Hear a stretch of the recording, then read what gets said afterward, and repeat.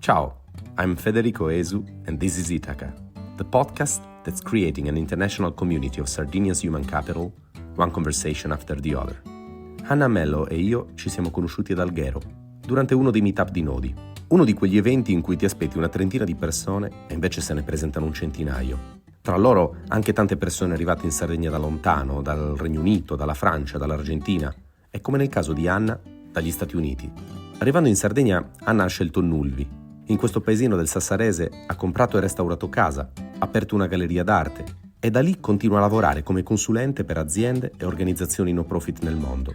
E come se non bastasse, dopo un po' di tempo a Nulvi sono arrivati anche i suoi genitori. Come già era successo nella nostra prima conversazione ad Alghero, anche in questa siamo andati subito nel profondo, parlando dell'energia che la terra custodisce e trasmette, di come e se fare contronarrazione e dell'importanza del legame con il luogo in cui viviamo per sentirci davvero bene. Come le piace dire, some things cannot be taught, they must be caught. Buon ascolto. Hey Hannah, welcome to Ithaca. How are you doing? I'm good. I'm so grateful. Thank you, Federico, for hosting these conversations. I'm not just saying that because we're recording, but genuinely, I'm just thrilled for this conversation, the work that you're doing. I'm so happy to be connected in this community. So thank you. Yeah. Thank you, and likewise. And shall we briefly mention how we met? We met, was it April, I think? Anyway, before the summer, when we hosted a NODI event in Alghero, right? Yeah. At Mhm. Studio 222. And and you were there among Yep. the participants. You even share your views on what we were discussing about, mostly, of course, related to Sardinia and moving here.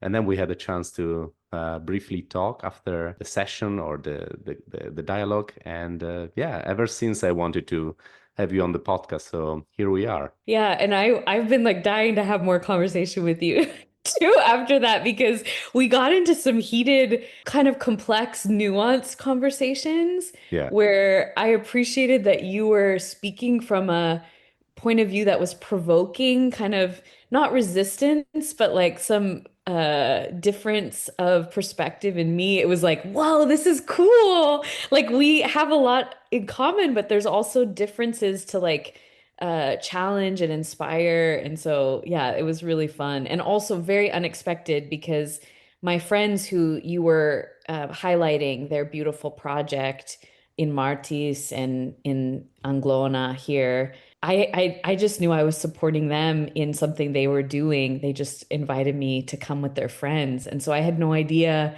And I did not think I was going to share anything. So it was kind of a fun surprise to be like, oh my gosh, this is personal. This is for me. What? So yeah, I feel tickled. Like it just is so delightful that I get to be, I call it my tribe. I call NODI kind of my tribe because the types of people that are involved have similar passion and heart and perspective that I really, really resonate with. And so, yeah, it was a fun like, wow, this is a whole world just for me too. Thank you. No, it was really nice. There was a big group of people, and was a nice mix of people who, like you, arrived here from elsewhere, people who returned, like me, after experiences abroad, and also people who perhaps never really left the island, but they keep building amazing stuff here, and they're open to the world anyway. So it was Yeah. the type of demographics that we try to always gather around the island, and yeah. And can I ask you, where are you connecting from? And so where are you based at the moment?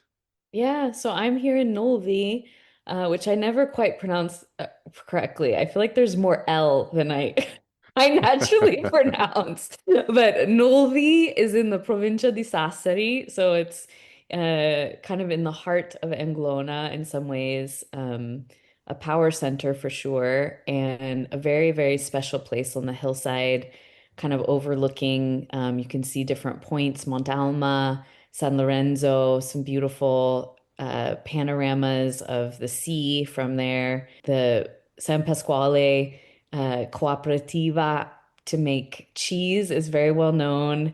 200 sheep farmers that collaborate and share profit, and unfortunately are hit because the country of my origin has pretty hefty taxes and tariffs that impact import, especially, or export rather, import to the United States of um, pecorino romano that is very special and kind of a tasty recipe that's kind of specific here from Nulvi. So yeah, it's a special place. And, without these questions sounding weird, because sometimes people ask me, like, oh, what brought you back? So I don't want to ask you what brought you here with that tone, but I want to ask you, like, indeed, what brought you what made you decide to move to Sardinia, of all places in the world? It's funny that you say what brought you back because I just wrote a song not very long ago that I'm not a very good songwriter or a great musician, but I wrote a song and I'm going to record it at some point in the next month.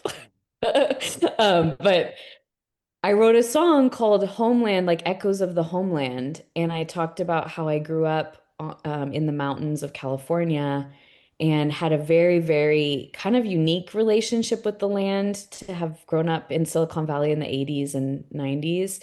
Um, it's not necessarily how folks experience the place, but it was really special. And ever since then, I've felt homeless in a lot of ways. I felt like my center of gravity has been disoriented. And the last time I went to the United States 1 year ago, which was before moving my parents here, which is really cool. I went back to that land and it's a nature preserve now. So it's actually being protected by the county, by the nature preserve kind of entity. And I took off my shoes and I stood on the ground and it didn't quite have the zing that it used to have.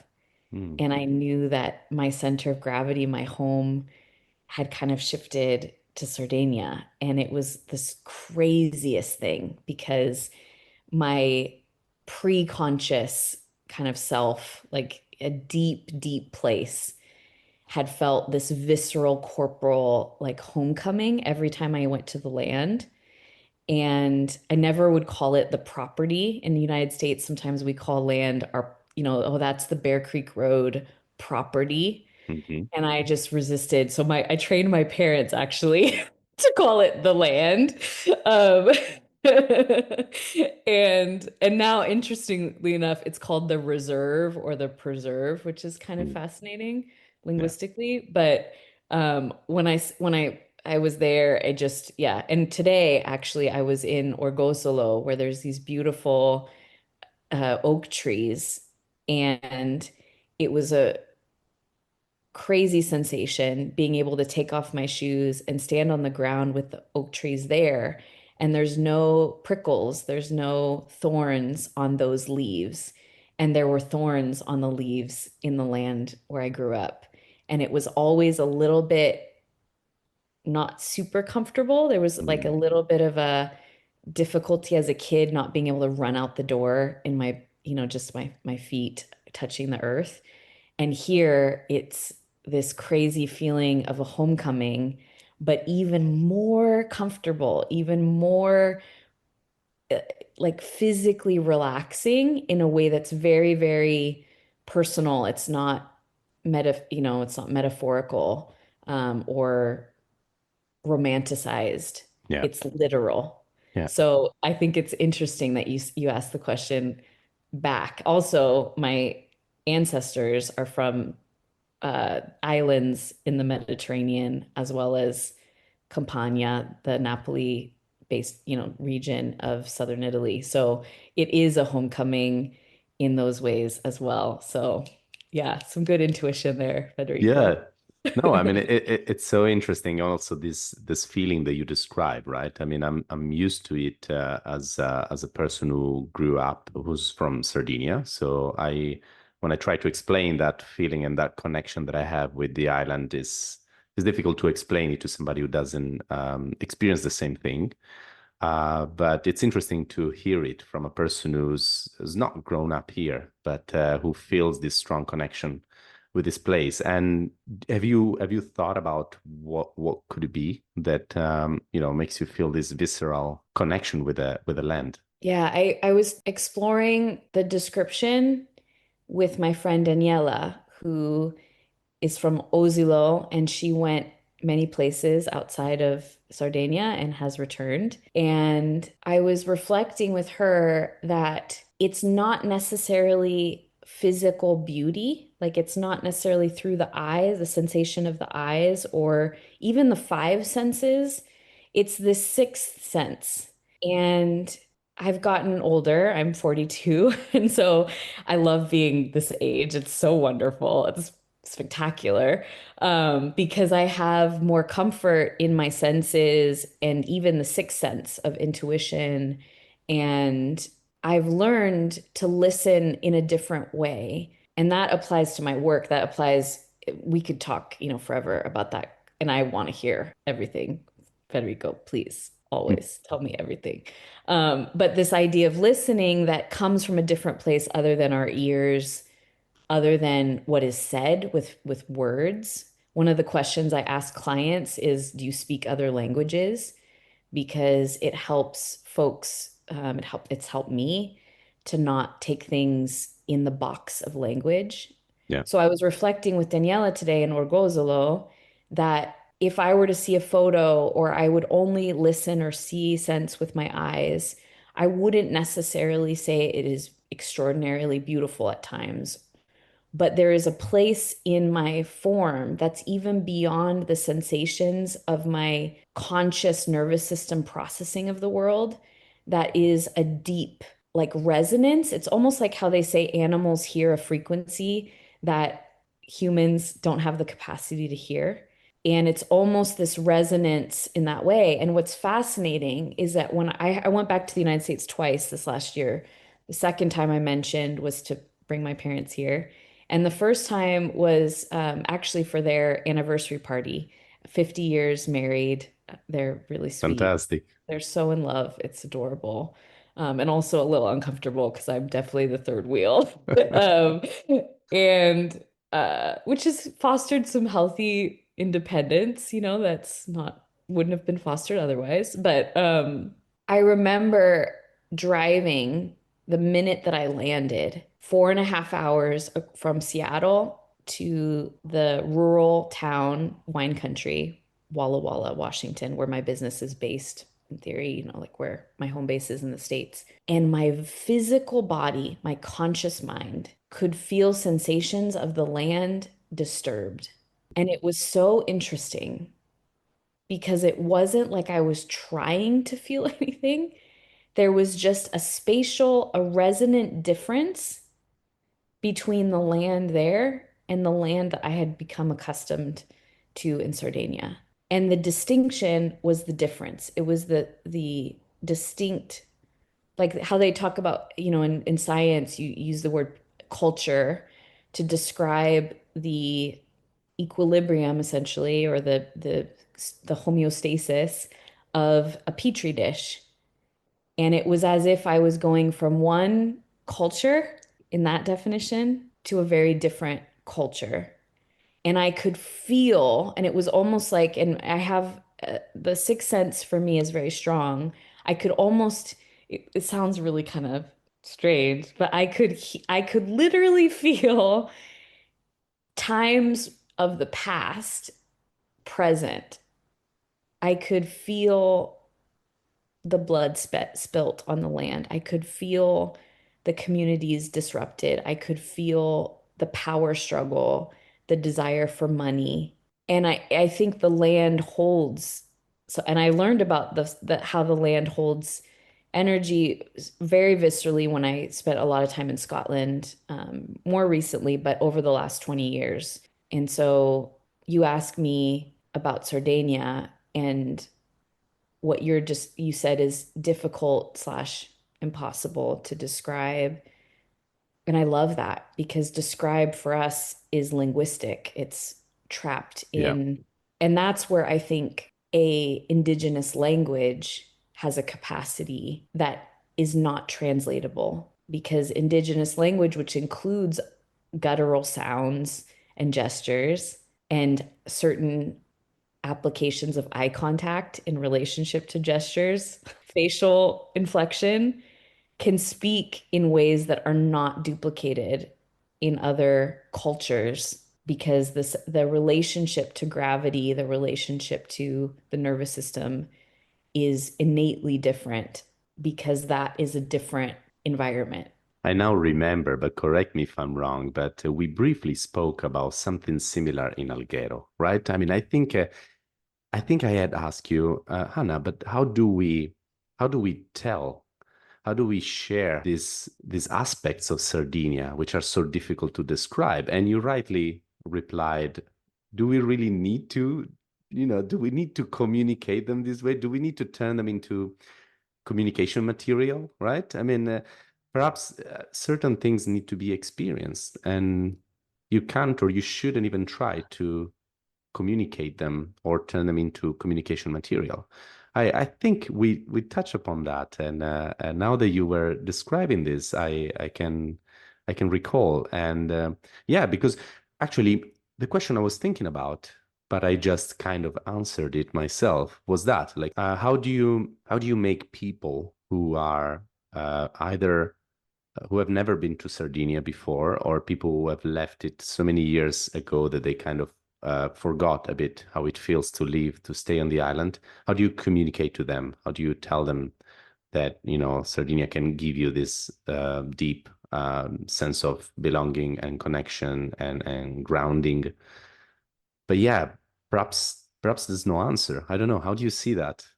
I think that we overprivilege cognition, we overprivilege the brain, and that's you can track that, right? That's not rocket science. That's you can track that throughout history. Also, we're talking as European descended people. There's a lot of commentary about that.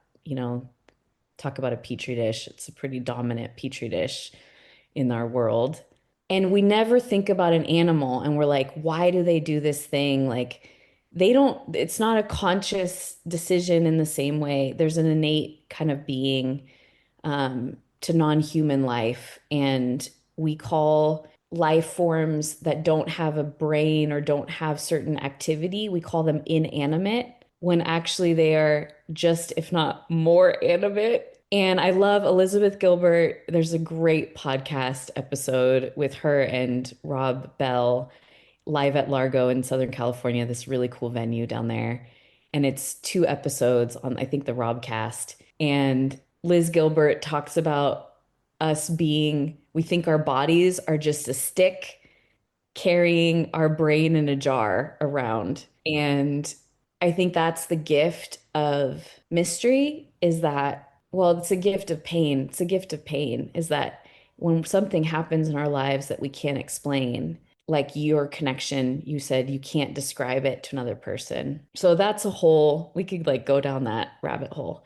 But you were talking about the crowd. And I think that there's this concept of a bigger trust in a bigger ecosystem where it is not needed, it is not necessary for people in numbers and in mass to assemble or to create anything of value. And that, spoken as an American, is a pretty revolutionary topic because we're constantly bean counting economic mass,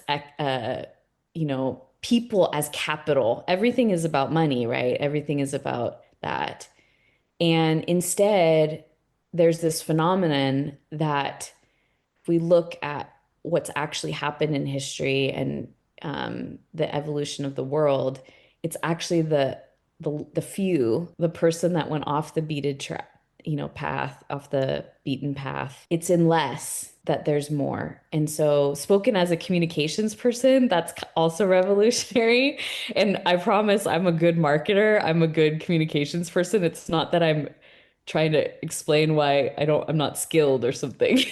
But there's a mystery in that. And I think all of the world religions, all of the spiritualities, poetry, the arts, they all point in this direction. And science, I wish I was more of a scientist. I have some really smart friends, points in this direction as well. So when you say that you sense in you a desire to share, my listening of that is please do. And maybe it's to the one, maybe it's not to the crowd, to the mass. Yeah. Because if it is to the mass, then what is being invited in could destroy that which you're sharing. And I think that that's something that our excitement can sometimes suspend that reality from us because we have this passion and this love and this joy. And also, I think there's a real grounding reminder because I have a master's in education, so I've learned I've really dedicated learning to adult learning. So what happens after the age of 16? What is the arts education? What's museum education? What's human resource development in institutions? How do we evolve in adulthood? And the reality is, we do not change. Change does not happen because someone tells us something. Change happens experientially. Yeah. And what you said is, a second ago is maybe, yes, some things have to be experienced. But the good news is when we experience something viscerally, truly, authentically, it smells different. Yeah. We know in our core that it's not language. We know that what someone has experienced is powerful. And that's good news because it's not up to us to tell anything or to describe anything. It's only our realm to experience. And in that experiencing, like atoms, like subatomic particles, like the cosmos, in our experiencing, we bump against each other. We integrate, disintegrate. We are relationally connected. And the abundance of that, the generativity of that versus the scarcity of that is tremendous. And we can trust that is the law of the supernatural, the metaphysical, in a way that we could never accurately articulate, let alone comprehend. I'm reflecting as I listen to you, and one first reflection is that I guess that this urge to tell, to communicate, comes from a desire to promote a counter narrative or a narrative that somehow, contrasts to the one that tells people, oh, you have to be in this hot hub in somewhere in the world. You have to be here, come here, go to the huge city, go to the metropolis. That's where everybody's going. You have to be there. So I think that perhaps there's a desire for places that are usually more at the margins or not necessarily those hubs to kind of say, hey, we matter too. Yeah. That's not true that here you cannot do this and that. That's not true that here you cannot live a full life. I think so. This urge comes perhaps from that. Is a bit of a way to counterbalance a narrative that otherwise is the prevailing one that tells you, if you're born anywhere on an island or in a peripheral area, know that at one point you will have to leave, at 18, 20, whatever, you have to go to this big city in the US or in Europe or in Asia, whatever. So I think partly that, and also the second reflection I was having is that, unfortunately, a place that empties out regularly and that loses a lot of people. And I don't even want to use the term, human capital, but just people. A place that loses a lot of people regularly and yearly becomes less relevant, I'm afraid, in the dynamics, in the market dynamics, in the dynamics of, do they cut services to that place? Do people who remain in that place, can they still benefit of quality of life and access to services as those who have left? You see what I mean? So you kind of, Yeah. or at least this is the illusion that we fall into. And so, yeah, I think it's these situations that push people, whether as individuals or as groups, to try and counterbalance the trend. I hear you 100%. And the invitation that I hear is to change the center. So you're using the word counterbalance. It's like, how do you balance the scale? what if you don't even play that game? Hmm. So, for example, shoot, I missed the first part. You had, well, tell me again, what was the first part that you said?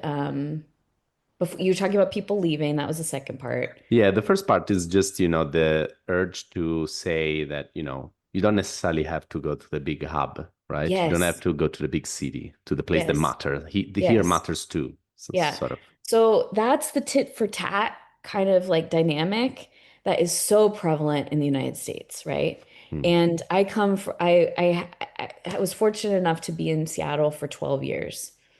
And at first I didn't like it. And it turns out I just didn't like the relationship I was in. And so I left the Classic. relationship and then I loved the place. That's a little bit too flippant maybe to say, but it was true. And my relationship to the place was able to have a little bit more space. But Seattle is a very, very liberal leaning city in a very complex part of the country. So Eastern Washington, very conservative politically, socially, and the West, Seattle area is very liberal. And the conversations there, especially around some events, around 2020 with George Floyd and all of that, is this idea. And hello, I'm in the American context of post-civil rights movement and all of that, and the transatlantic slave trade, which my ancestry is responsible for. I come from Portuguese descent, started the whole thing. Um, so grappling with those realities as Americans today, and as someone that's younger and in the position that I am, there's this idea of being anti-racist. So just, and that was like the PC thing to say, is like you're anti-racist as a resistance, as a counter narrative. And I'm not at all, I love that counter. Hello, one of my favorite scholars, who's actually a client of mine too, Terry Yasso, who's does great work around community cultural wealth, also economic language, right? She's Hmm. using in a new way. But I think that the challenge is the center being around the other narrative. So the whole premise of that dynamic is that you are in tension with the other. So my curiosity, an invitation I hear is what if, and this is I think an Einstein quote, who knows with some of these quotes, right? Like Yeah, you by have to now really it's dig so to know. difficult. And also you're like, I don't even know. But it says instead of basically the focus should be not fighting the old, but building the new. And so when it comes to the very specific question of urban centers, commerce, skills, intelligence, contribution. A curiosity I have, and actually where I'm dedicating my life right now, is to just experience that, to be that, and to not have to justify it, not have to convince anyone, not have to recruit anyone. And I've made some mistakes this last year in recruiting people. Yeah, I guess that the enthusiasm perhaps that you kind of show, right? I mean, it becomes contagious, and I don't think you can blame yourself for such enthusiasm. I think that where it went over the edge, the tipping point, was me going on a limb and talking about their opportunity. Mhm. And my mom is a teacher, excellent teacher, incredible, especially for kids, especially young boys that are neurodiverse and have, a lot of energy.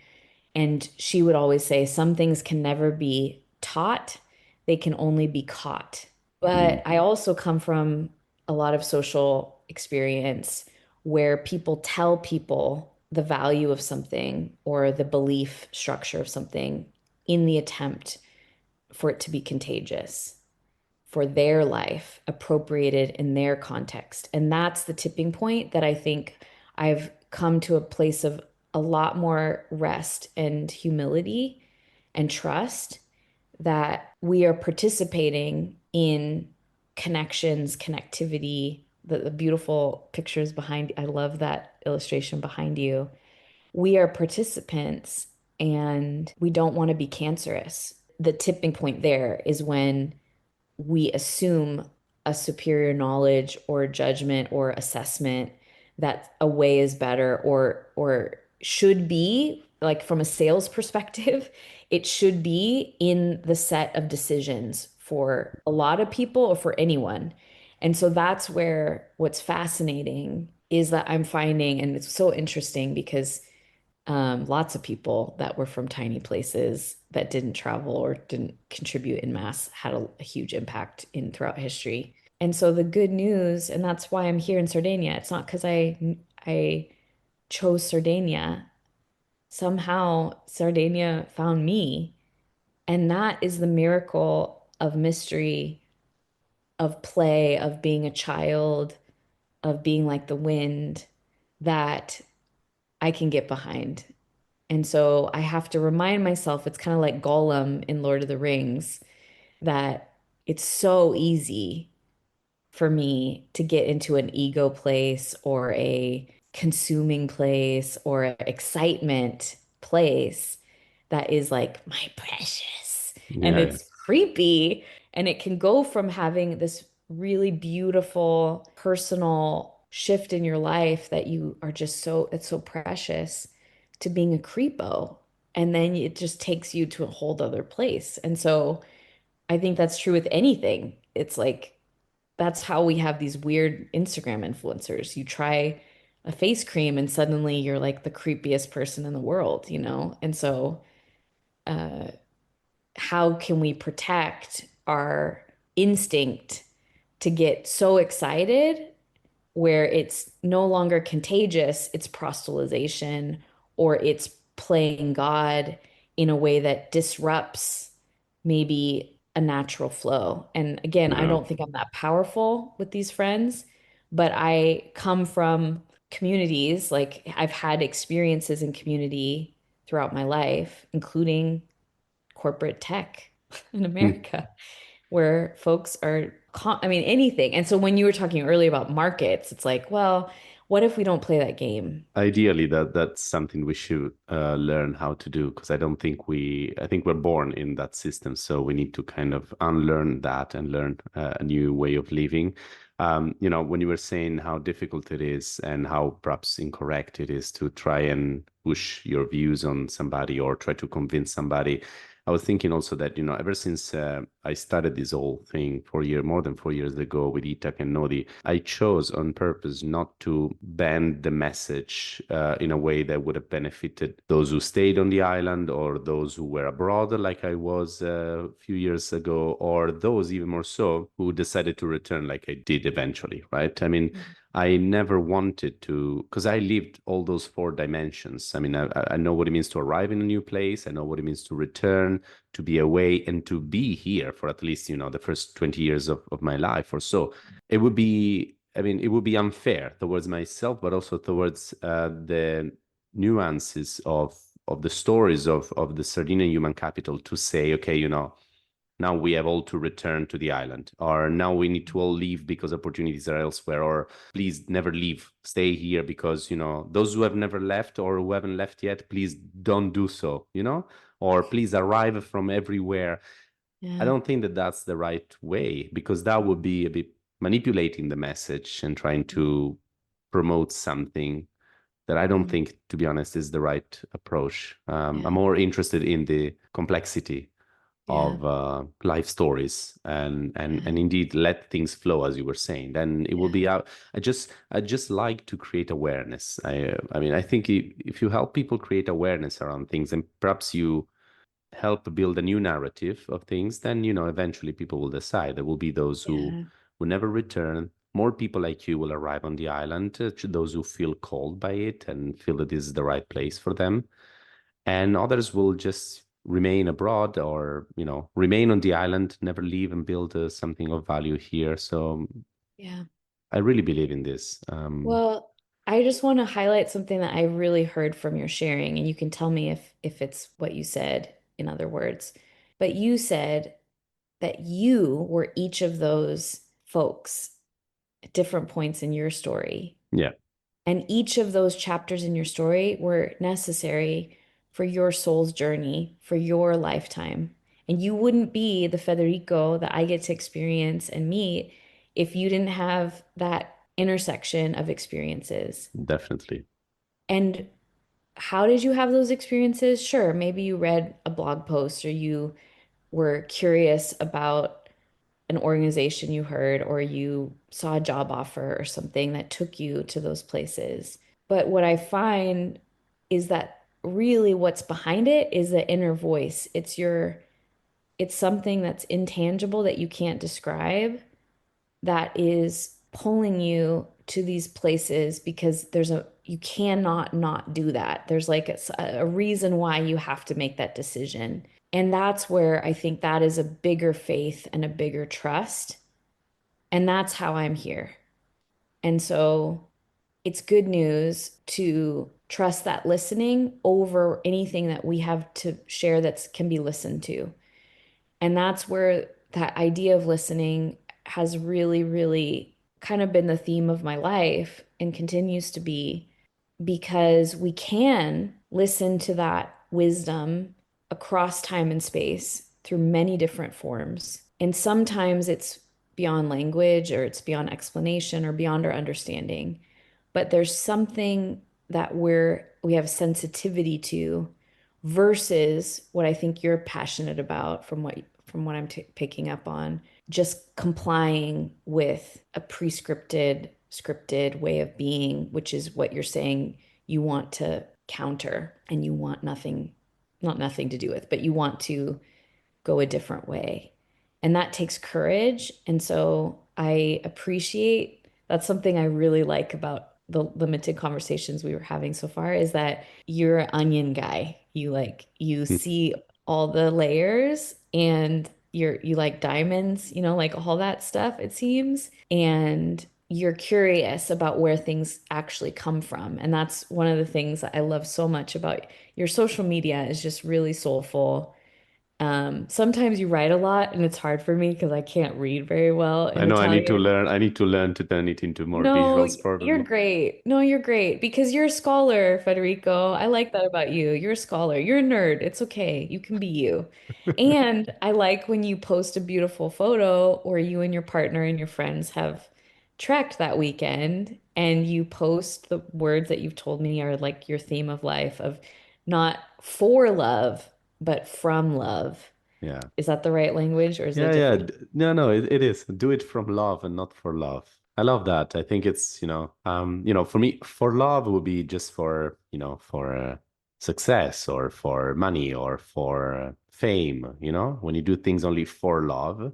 I don't know, it's difficult to sustain that. It's difficult to build something of value if you only do it for that. Of course, that can be a byproduct, but I think the most important thing is do it from love, from a position Yeah. of love, because you feel it inside. Yeah. So, can I ask you, what keeps you busy in Nulvi on a daily basis? I'll tell you, but I want to say one thing related to what you just said. Yeah, sure. I think the do it from love, not for love, is the root, the distillation of the conversation we just had, because it's coming from a different source.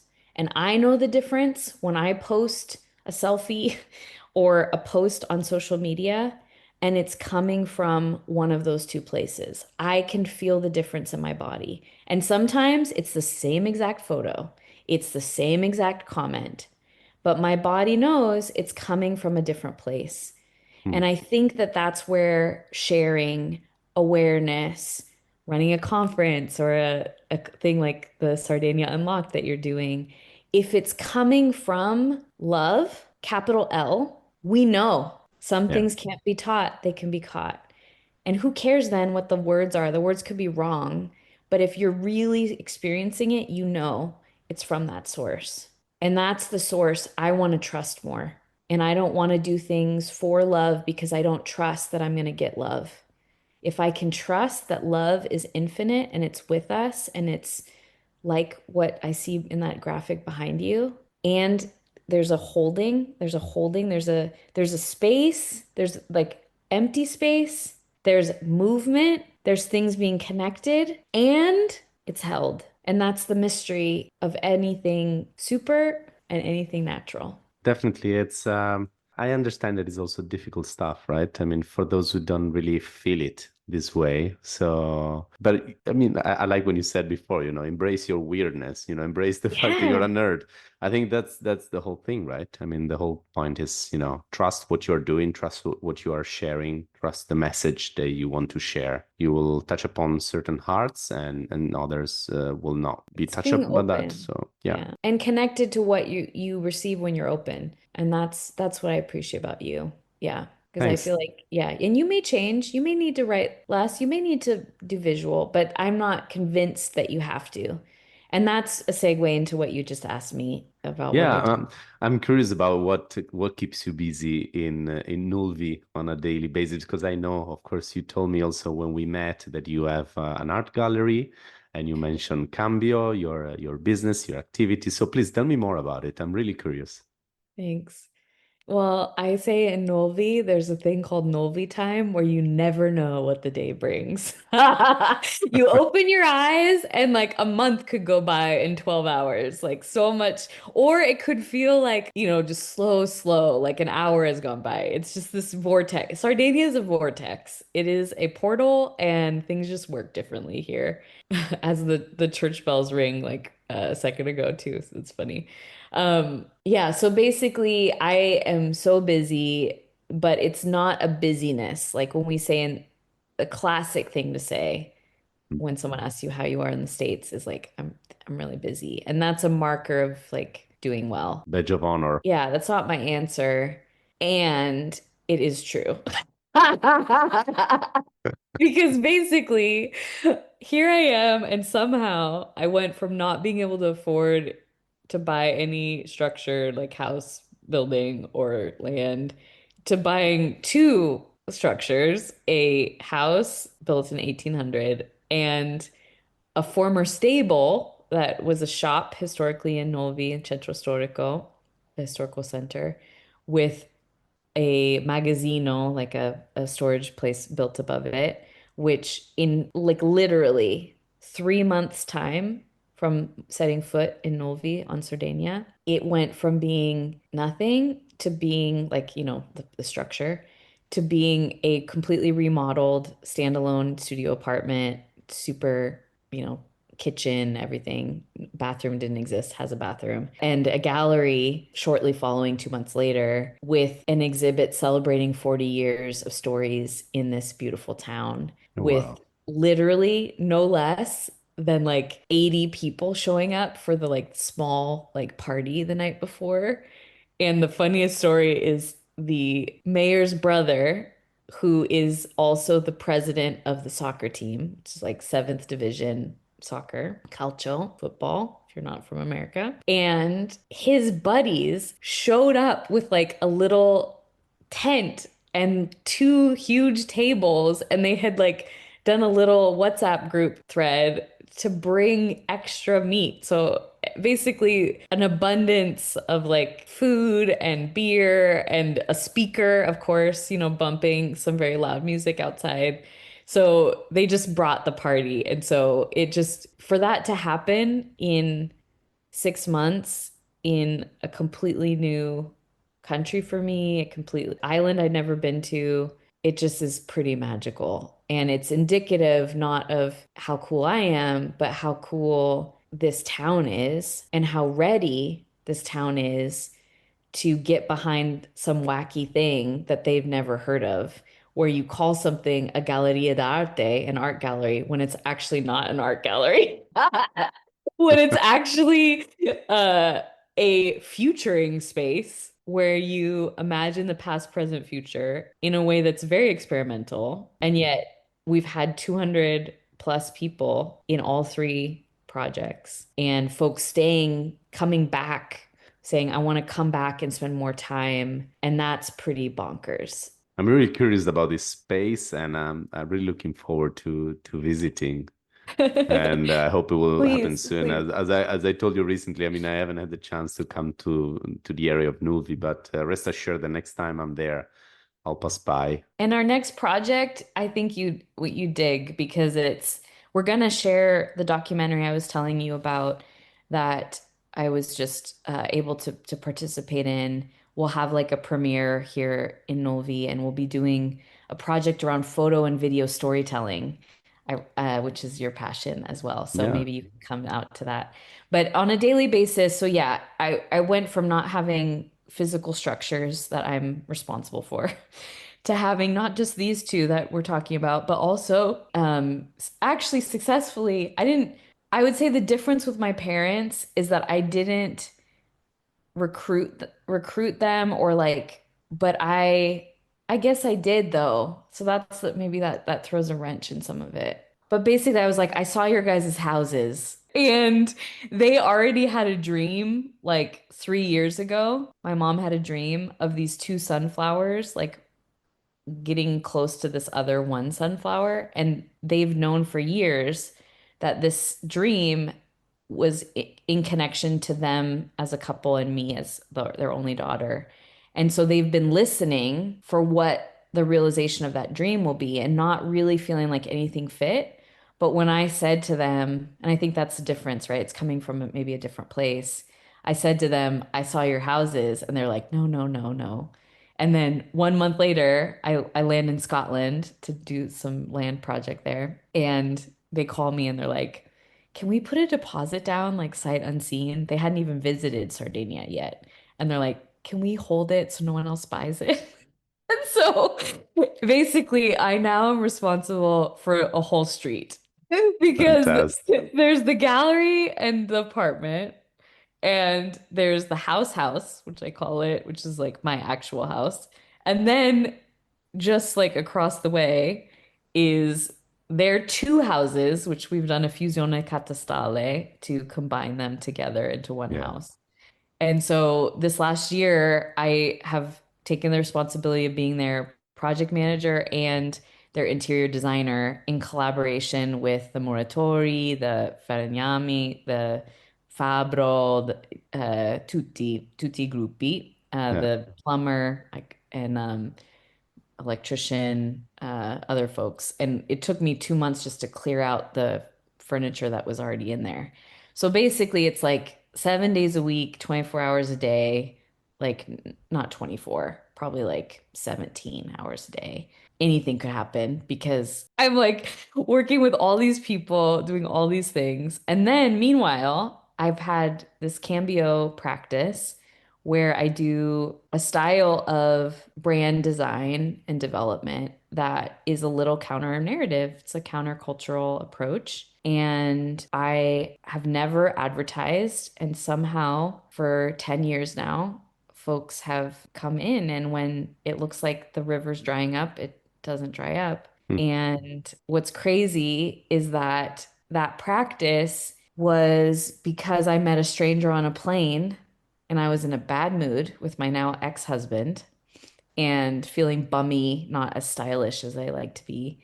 And I was like, I'm not talking to anybody. I'm upset.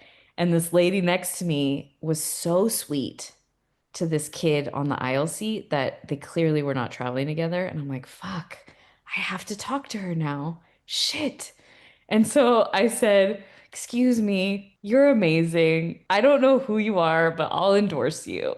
Like, if you're a politician, if you're a therapist, if you're a teacher, I will write you a review right now. Like, you're Oh, amazing. wow. And Beautiful. she ended up being my first client and cutting me a check to do a project with her.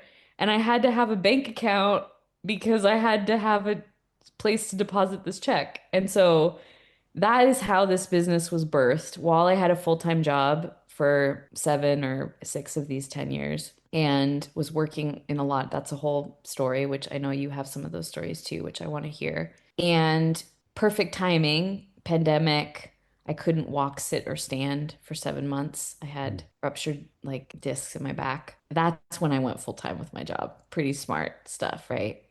Um, but it was, again, coming from a different source. I knew that that was no holds barred. That was the only way for me. And it's been bonkers because I didn't realize it was untethering me from a geographic location. And I didn't even put two and two together. It just was what was happening. And ironically, I moved to a rural place in Eastern Washington. And ended up spending 9 out of 12 months traveling after that. And so I was like, fuck, I better put all my stuff in a storage container because I don't know. I haven't been in this house. My poor cat. I'm paying, she's lonely, but I'm also paying a very expensive rent just for a cat. Like that doesn't make any sense. Who I'm not even watching. And so all that my friends, thankfully, I have good friends. But all that to say, I have this crazy job and in while I was full-time in organizations, I was doing organizational development because I was embedded within a system. And Cambio started as identity based, but as I've become full time, I've been able to incorporate those other modalities that I'm so passionate about: organizational structure, organizational development, organizational design as a part of that offering. And now that I'm no longer, again, in within one institution, and I used to do interiors and experiential design, event design for lots of institutions, I'm now able to do that with Cambio as well. So I actually redesigned the website not long ago with a little toggle where it can be in Italian. And I'm like, shit, now I have to redesign it again because it's confusing now that I've added these other service areas officially. But I've been really, really grateful to work with organizations. And that also was like a surprise where they asked me to, this 100-year-old activist interfaith organization asked me to do a communication plan for their 100th year anniversary. And I asked the executive director after like 3 months of interviewing and working on this identity piece if I could give him feedback about the identity structure and operations of the organization. And in fear and trembling, I prepared a lot for that meeting. I very boldly like gave him feedback on what I was observing. And he was like reeling a little bit. He was trying to he's a funny personality. I love Michael. But he was like kind of like absorbing it for a while, like beyond language. Again, it's a little bit beyond language. And then he was like, "Will you do this project with us?" And I'm like, "What project?" He was like, "Will you help us reimagine our identity structure and operations?" And I'm like, "Whoa." I'm like, "I have a mentor for that. Like here, you can hire my mentor." I call her up. It turns out she did the last strategic plan for them, and I didn't even know. I didn't even know. So then she goes, "No, like Hannah, you got to do the project. Like you got to do it. You're there." And I'm like, "Shit." So sure enough, I did. And now that you can't recognize the identity structure and operations and the logo, ironically, the that that we did is the logo still for the organization, which is also interesting. But we did a co-design process. We had a design team. I worked with the board. A lot of those structures that I did more kind of covertly within an already existing organizational structure as a, strategic marketing communications person. So all that to say, I'm so amazed that 1 minute I'm talking to a team of Moratori that are mostly speaking Sardo, and the next minute I'm on a call with some mortgage broker like folks, some mortgage advisors in Seattle, redoing their brand and giving them a website for the first time. And so it's this kind of moving between worlds and speaking different languages, which is my favorite thing and what I studied basically also in university, my undergrad, is kind of along those lines as well. So it's kind of an interesting, yeah, Nulvi is bonkers. It's like, but it's not just like this for me. And that's where I think the context of NODI, the context of ITACA, including the context of NODI mentorship program, is that geography matters more than ever and also doesn't matter at all in the ways that we have felt like you said you have this impulse to defend. You should be in this geographic place. But actually, in those instances, it doesn't matter as much anymore. No, indeed. And I think it's, I mean, also your activities, what you do, what you just described, shows that you can do activities that are strongly connected with where you're living, indeed, and have to do with the material world, but other activities have more to do with the knowledge economy. So services that you can provide by using, by video call, as we're doing now, across the world.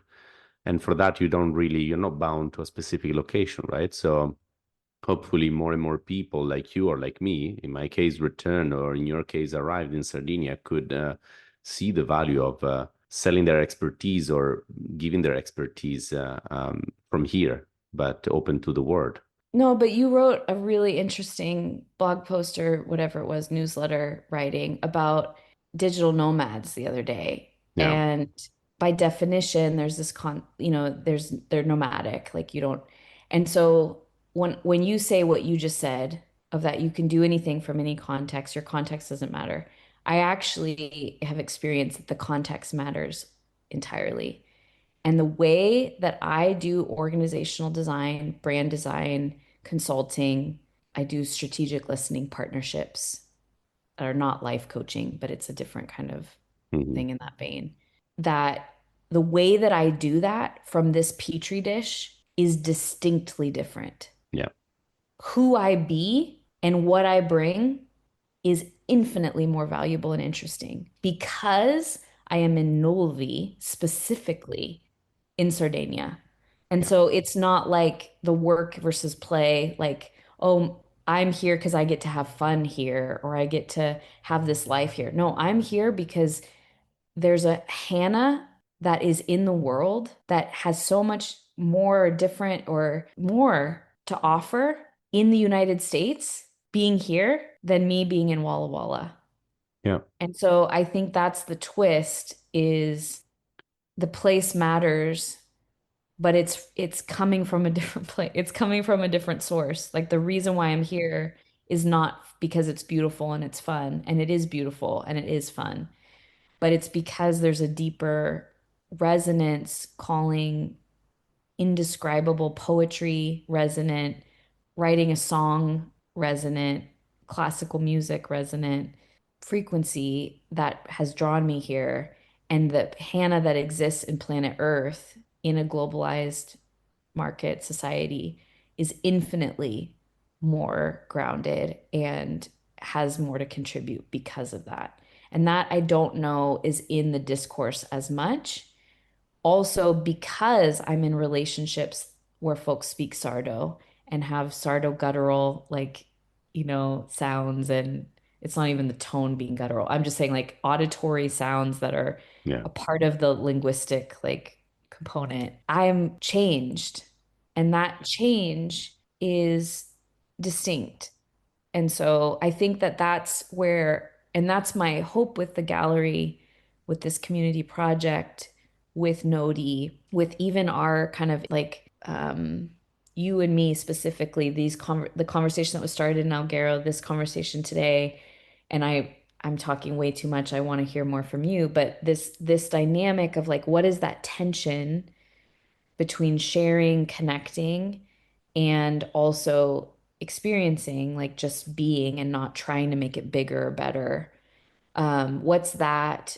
Yeah, so go team, hardcore. I'm really curious to visit that space, and I'm sure that the gallery and the space you've opened there is gonna provide also an interesting door to, as you said, the past, the present, and the future to the people of Nulvi. And I can imagine also how pleasant it must be for Nulvi inhabitants to have a new place opened by a person who was not from there, who's now from there, basically, who considers herself at home there.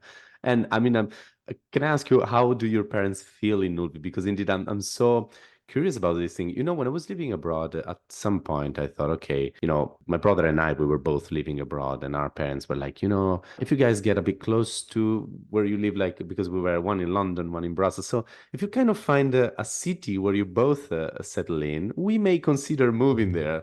And so for a short time, I thought I've been thinking like, okay, would they move abroad? How would they feel? Would I feel good with knowing that they left everything behind to follow us? Like I had a lot of, dreams and nightmares about it. So I'm wondering how do your parents how do they experience the move and how do they feel now? How do they experience Nulvi and Sardinia? Yeah. So I think so they also had a similar dynamic to you and your brother, where they saw me traveling a ton. And I, at one point, was in Seattle, like I said, for 12 years, which is no small amount of time. And I was like, hey, this is a duplex. You could move in, next door. We could, do this. And they knew in their like spidey sense, their sixth sense, that it was not stable. And they were right. And I moved within the night that year to another town. And so what is interesting is that the resonance, the frequency was clearly more profound here. And they could see some things are not taught, they're caught. Like I didn't tell them. I did, but they could tell that it was different. And they also were resonating, they were vibing with it because they hadn't been telling me the truth, the whole truth, nothing but the truth. Hmm. That's a like pun with American. Do you know that? Where you Yeah, like yeah. say, We okay. watched a lot of movies. A lot of American movies. And having studied law, I was very surprised to see how the trial in the movies was very different from how things actually work, for instance, in the Italian system. So, but anyway, this is Ooh, for another I want to time. But hear yeah. about that because I had this whole nerdery today about fuori legge, like, being an outlaw or above the Mm, law. So, yeah, anyway, that's some nerdery I would love to hear more about. But yeah, basically, they hadn't been telling me that they were dipping into their savings every month at the cost of living in where they're living in California, even though their house was paid for. It was a mobile home, an aging mobile home, which made me really nervous. It was not in good shape, with residence fees for their community. And so, all that to say, they were not feeling good in their life. And community wise, were feeling like it was very difficult to not be super productive in America as retirees, even like it was feeling like dissonant. yeah, And so they went from telling everybody when people asked who they were, a list of like their productivity to telling people how happy they were. So that's the different Bruce and Lynette that's here. And I yeah, told them, I'm like, you guys, when people ask you like who you are, how you are, they don't care that you're musicians and artists and writers and ex-teacher and bus driver. They don't give a fuck. Like they literally are asking in Italian, are you happy here? Do you like it? yeah, That's the Italian language response that you need to learn. yeah, And what's fascinating is linguistically, that's what people were asking and interested in. And literally, that's their experience of life here is aligned with that. So it's interesting how linguistics yeah, and experience can also go hand in hand. And so definitely. yeah. But all that to say, they're stoked, they're happy, they're relaxed. My mom's never cooked really before in her life. And I bought her five cookbooks and they are all legit, as close as I could get because most recipes in Italia and in Sardinia are family recipes. But thank God for the English translation of Silver Spoon pasta edition and those things. And so Yeah, she is mastering carbonara, she's mastering the sardo salad versus the American salads. She's rocking it. She started gardening. My dad is not stressed like about taking photos and doing his hobbies like they're a job, but is staring into space a lot more and laughing, making jokes. He's like laughing a lot. And they always exercised or like did physical activity separate because it was like checking the box. And now they shop together. They go on walks where they like go from one bench to like the next bench in the town. They go to every little like shop, like little market shop in the town to buy groceries and talk to the folks with their phones. So they are doing so well. And it's really a testament to learning across the lifespan and what can happen for legge. Like the rule of aging is that you don't learn, that you're stuck. And they have broken those stereotypes by their choices and they're listening, honestly. So yeah, I'm really proud of them and they're doing really good. From what you just mentioned about continuous learning, there's a book I recommend if you haven't read it. Is 100-Year Life. I'll send you the references later by message. But I think it's a very interesting reading for you, but also for your parents. It describes how basically with a longer life expectancy nowadays than we used to be in the past. We can stop thinking in life in divided in three main parts. The first part where you learn, the second part where you work and produce, and the third part where you just retire and you kind of stop and rest. In a more intertwined way, where you actually have moments of rest earlier, and then you continue work, you reinvent yourself after you retire from your main job. It's a beautiful book that for me, I think I read it 2 or 3 years ago, both myself and Sophie, my partner, and it really, yeah, I think is one of the best books we've read in the last year. So I'll send you that and recommend you. And then another thing I was thinking when you were, describing is that in general, with you and with your story, I feel very lucky because I'm hearing the story of a person who's still in her working age and who chose Sardinia while still, providing her expertise, selling her expertise. I use this term because, working, still at working Yeah. life, but also the choice of your parents who are rediscovering well-being after choosing the island as a retirees. So, which are two segments or people that are needed on this island. And Mm, it's interesting that with you, you are a family story, if you yeah. see what I mean. And so it's interesting to hear how Yeah. Sardinia is now home for both you still in your working age and your parents who are retirees who indeed could have Yeah. chosen also anywhere in the world to Yeah. enjoy their retirement, right? But here, as you were describing about your father laughing more and your mother cooking, it's beautiful how they feel good here. So Yeah. I'm very happy to hear that. And Yeah. yeah, Hannah, I think we need to close it here. Although I would love to keep talking for much longer, and I'm sure we will be doing that very soon in person this time because it's been a while. Yeah. But I want to thank you very much. And for the records, I know we could have done this conversation in Italian because you speak a very good Italian. Thank And you. so thank you for accepting to do it in English, actually. I Aw. appreciate that. And I hope to see you soon. Yeah. And congrats for everything you're doing in Nulvi. I invite everybody to visit your space and to come visit you in Nulvi. And yeah, and I hope if you come to the south of the island where I'm currently based, please let me know if you come with your We parents. have to because Federico, it's important that we have like the flip of this conversation where you get to like have rants and like uninterrupted like rabbit trails of thought. So please, can I repay the generosity of your listening? Because I really want you to kind of like let it out fully. So thanks for your generosity of listening and also your interjection of wisdom throughout. But I want a lot more where that came from. So yes, Sure, we yes, can you do a tell. follow-up to this Yeah, for sure. I would love yeah. to. Thanks, Anna, and take care. You too. See you soon.